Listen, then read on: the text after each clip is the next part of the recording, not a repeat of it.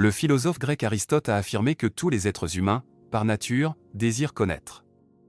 Mais qu'est-ce que cela signifie vraiment, selon Aristote, connaître quelque chose? Et comment arrivons-nous à connaître le monde qui nous entoure? L'objectif de cette vidéo est de répondre à ces questions, en fournissant un examen détaillé de la célèbre doctrine des 4 causes d'Aristote, en mettant un accent particulier sur sa vision téléologique de la nature. Aristote est sans doute l'un des penseurs les plus influents de l'histoire. Son impact a été si profond qu'il a reçu plusieurs titres prestigieux, tels que le maître de ceux qui savent, Aristote le sage, le premier enseignant et simplement le philosophe. Ses contributions couvrent de nombreux domaines, y compris la logique, la biologie, l'épistémologie, l'éthique, la métaphysique, la théorie politique, l'esthétique, la rhétorique et la philosophie de l'esprit. Étant donné l'étendue de son travail, les siècles écoulés depuis son époque, et la quantité colossale de commentaires générés par ses écrits, même les interprétations les plus basiques de ses idées restent des sujets de controverse. Ce point est important à garder à l'esprit lors de l'étude d'Aristote. Le désir d'Aristote était profondément enraciné dans un besoin intense de connaissance. Il croyait que, en tant qu'être rationnel, les humains sont naturellement portés à chercher des explications pour les phénomènes que nous observons dans le monde. Tout au long de sa vie, il a construit un système de pensée complet, énonçant les exigences et les processus nécessaires pour acquérir une véritable connaissance. Selon Aristote, la première étape pour acquérir la connaissance consiste à identifier les énigmes et les difficultés que les phénomènes divers nous présentent. Comme il l'a écrit, il faut avoir examiné toutes les difficultés au préalable, car ceux qui enquêtent sans avoir d'abord énoncé les difficultés sont comme ceux qui ne savent pas où ils doivent aller. Reconnaître une énigme, que ce soit en éthique, en philosophie naturelle ou en métaphysique, nécessite l'utilisation des sens. Par l'observation sensorielle, nous comprenons les apparences des choses, ce qui nous alerte sur les énigmes qui nécessitent une explication. Ces expériences sensorielles nous fournissent également les données brutes dont notre esprit a besoin pour trouver des solutions possibles. Cependant, il est crucial de comprendre que, pour Aristote, la connaissance n'est pas simplement un produit de l'expérience sensorielle. La véritable compréhension découle de l'engagement actif de l'esprit avec les données sensorielles.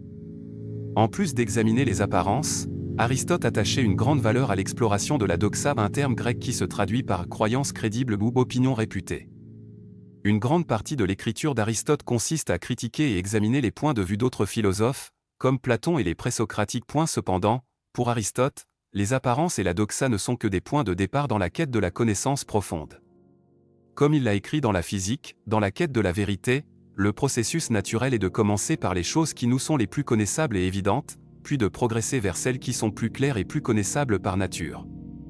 En d'autres termes, bien que les apparences et les croyances acceptées soient précieuses, elles devraient servir de base pour construire une connaissance plus affinée et systématique du monde. Cela nous amène à la question de savoir comment, selon Aristote, nous déterminons quand nous avons véritablement connu quelque chose.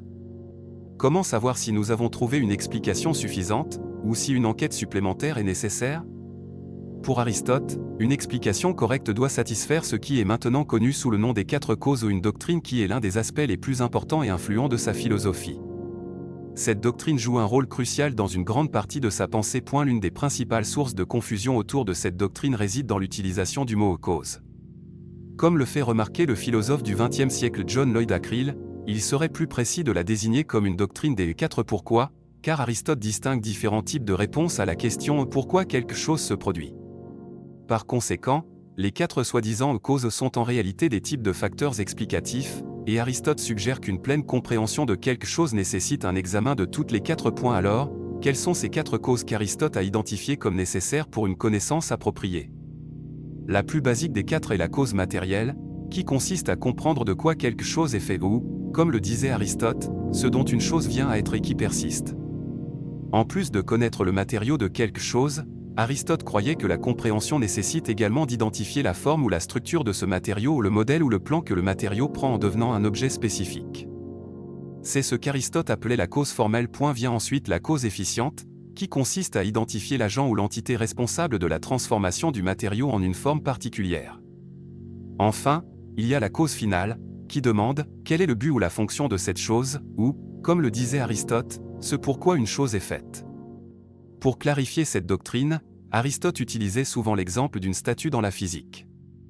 Prenons l'exemple d'une statue en bronze d'Hercule.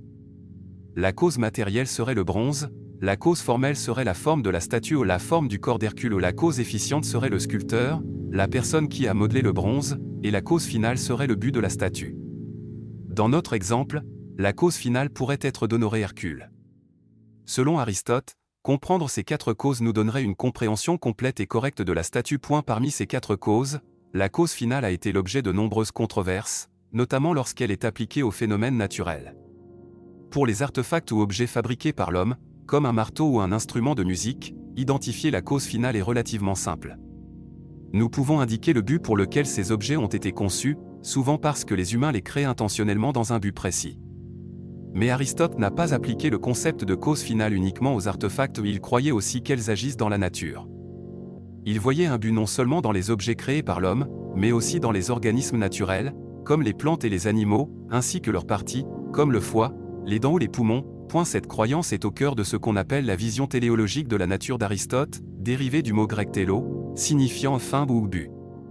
En d'autres termes, Aristote croyait que la nature elle-même est orientée vers un but ou que les organismes vivants ont des fins ou des fonctions inhérentes qu'ils remplissent naturellement. Cependant, cette idée s'est avérée problématique pour les érudits modernes. Beaucoup rejettent la téléologie d'Aristote, non pas en raison de ses propres écrits, mais à cause de malentendus persistants à propos de ses vues. Pour mieux comprendre la position d'Aristote, il est utile de la comparer à 2 autres perspectives, celle qu'il n'y a pas de but dans la nature, et celle qu'il n'y a un but dans la nature que lorsqu'il y a un concepteur. La vision d'Aristote se situe quelque part entre ces 2 points de vue.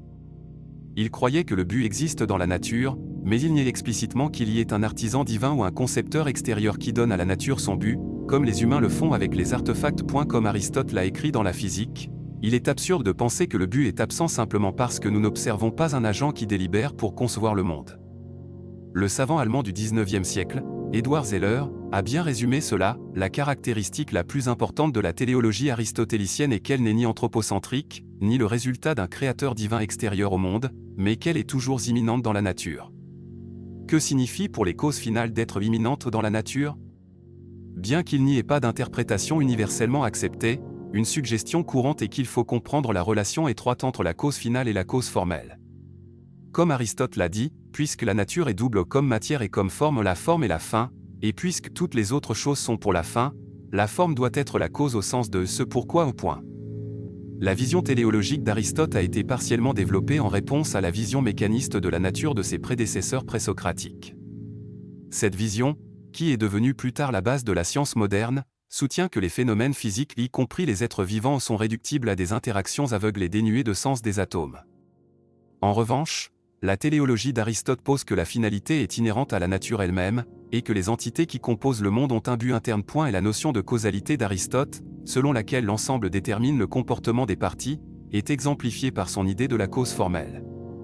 Comme il l'a écrit, il faut penser qu'une discussion sur la nature concerne la composition et l'être en tant qu'ensemble, et non les parties qui ne peuvent jamais exister séparément de l'être auquel elles appartiennent.